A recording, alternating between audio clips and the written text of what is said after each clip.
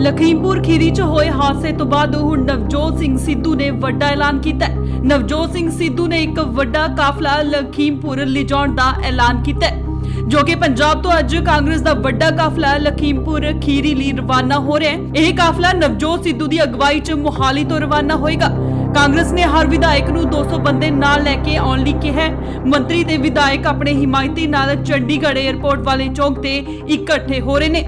दस कि मुख्यमंत्री चरणजीत सिंह चन्नी पहला ही राहुल गांधी नाल लखीमपुर गए हुए ने। सिद्धू ने बीते दिन ट्वीट करके लखीमपुर जाण दी गल कही सी।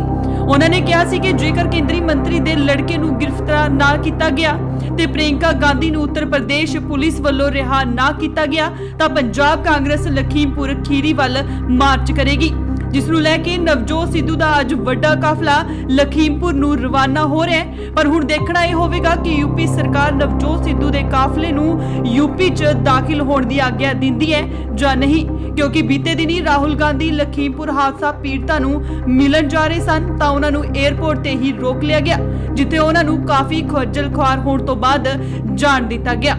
Bureau report, indoors TV, Australia.